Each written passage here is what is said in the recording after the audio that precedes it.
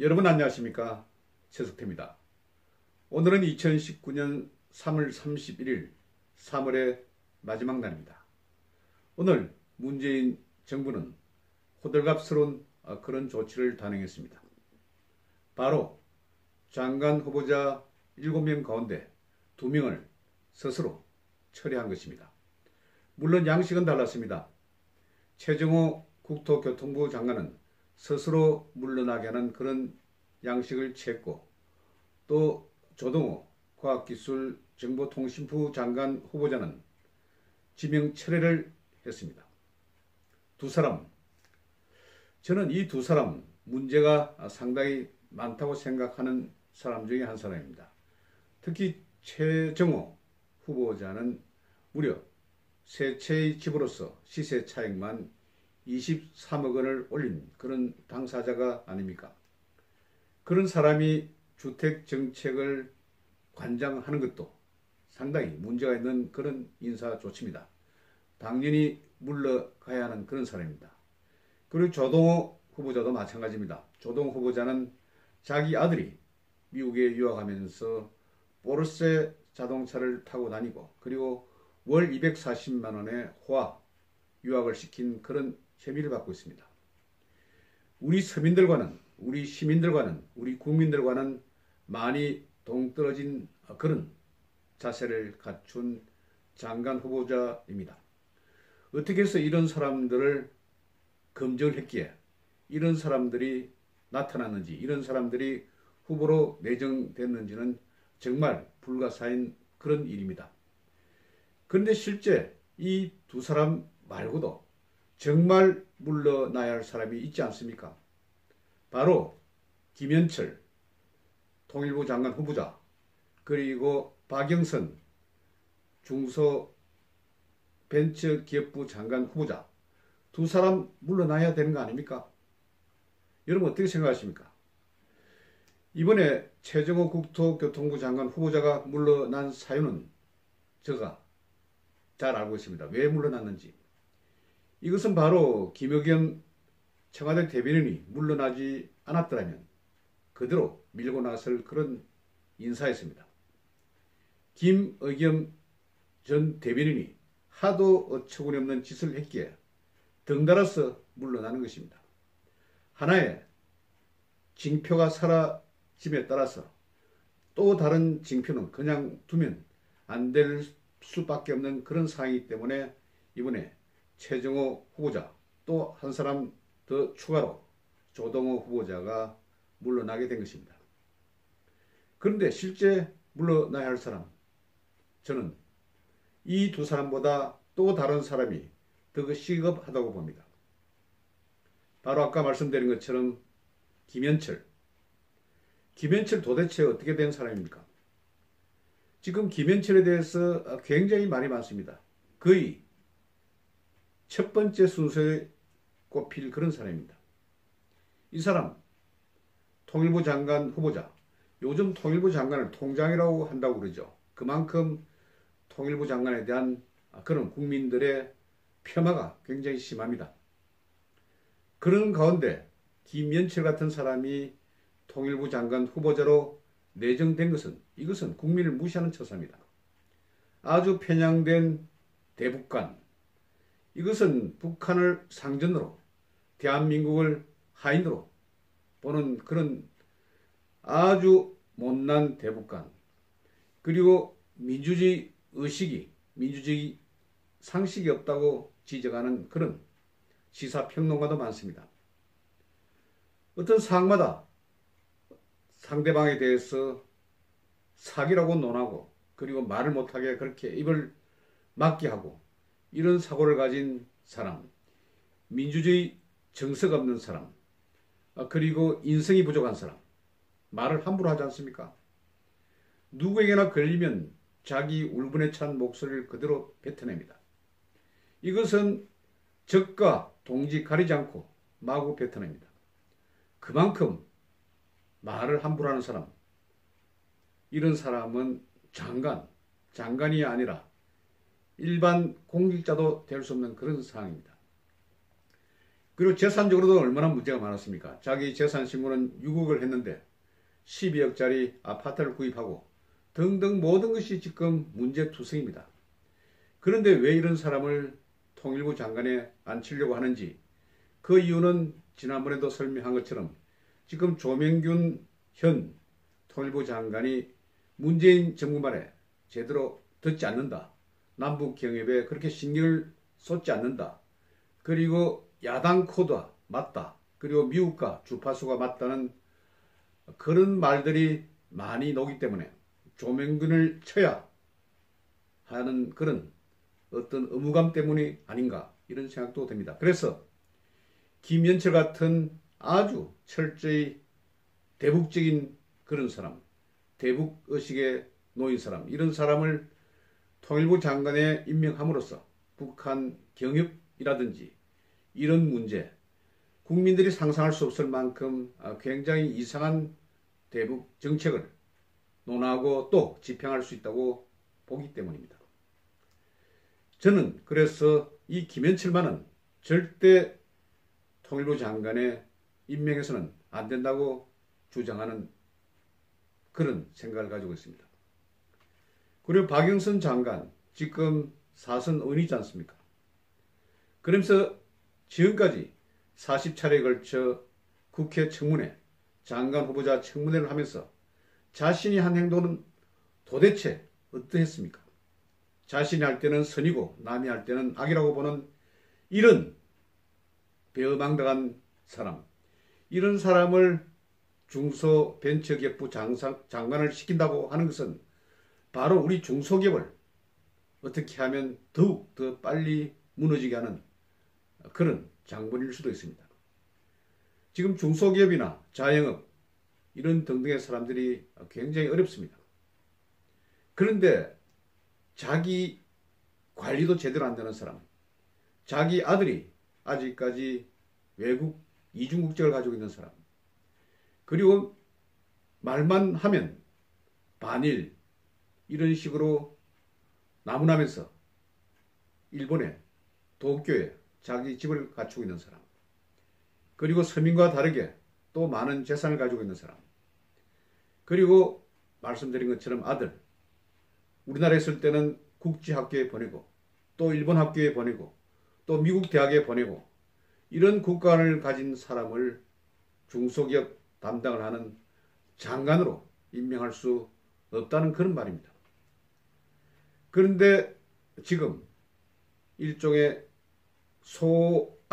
소악이라고 하면 어느 정도 타당성이 있는지 모르겠습니다만 최정호라든지 조동호라든지 격가지 치기만 하고 나머지 지켜야 할 그런 사람, 바로 김현철과 박영선은 그대로 두고 이런 일을 행한다는 것입니다. 이것은 어떻게 보면 성동격서 비슷한 그런 생각도 듭니다. 그리고 중요한 사항은 보호하기 위해서 다른 일종의 버리는 카드, 그런 카드로서 최정호와 조동호를 선택한 것일 수도 있다, 이런 생각을 합니다.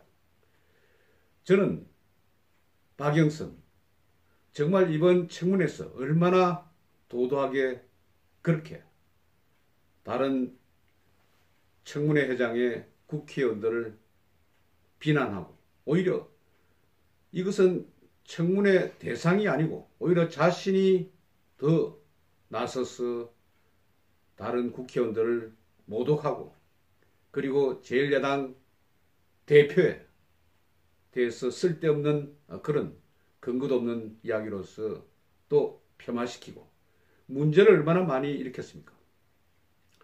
만일 박영선이 이번 청문회에서 좀 다소곳하게 자기 관련 자료를 정확하게 제출하고 그리고 성의를 보였다고 하면 제가 이렇게 붕괴하지는 않겠습니다. 그런데 제대로 자료도 제출하지 않고 오히려 청문회에 참석하는 국회의원에 대해서 공박을 하고 동물이니 어떻게 사람이니 이런 식으로 공박을 하면서 오히려 역공을 취하는 이런 잔인하고 간악한 모습을 보면서 저는 절대 장관으로서, 한나라의 장관으로서 임명하면 안 된다, 이런 생각을 하고 있습니다. 장관이 얼마나 중요합니까? 그리고 그 밑에 있는 부처에 있는 많은 사람들, 그리고 그 부처와 관계되는 우리나라에 있는 많은 중소기업들, 자영업자들, 이런 사람 등등 벤처기업, 이런 사람들이 해를 입을 수밖에 없습니다. 1년에 무려 10조 원의 예산을 주무리는 것이 바로 중소벤처기업부입니다. 절대 저는 박영선을 장관에 임명해서는 안 된다고 생각합니다. 그런데 이것을 보면 민주당 이해식 대변인이 있지 않습니까? 지난번에 블룸버그 이모 기자를 향해서 외국 통신사라는 외피를 입고 매국적인 행동을 한다, 이렇게 논평을 해서 전 세계적으로 난리를 펴게 했던 바로 장본인입니다. 그런 사람이 또 이렇게 이야기를 하더군요. 지금 야당에서 정치 공세를 펴고 있다. 그래서 이 정치 공세에 당하지 않겠다. 그렇기 때문에 박영선, 김현철은 그대로 간다는 거 아닙니까, 지금. 이게 얼마나 오만불순한 그런 태도입니까? 지난번 블룸버그 이모 기자에 대해서도 그런 식으로 논평을 하더니 이번에도 비슷한 스타일로 논평을 했습니다. 일종의 정치적 공방, 정치적 그런 압박, 야당에 대해서 이렇게 폄하를 했습니다. 이에 대해서 이양수 자유한국당 원내 대변인은 이거는 지금 수순이 잘못된 것이다. 먼저 박영선과 김현철을 일단 후보자에서 낙마를 시키고 다음 다른 사람들도 순서대로 차근차근 펼쳐봐야 한다. 이런 식으로 반박하는 논평도 냈습니다.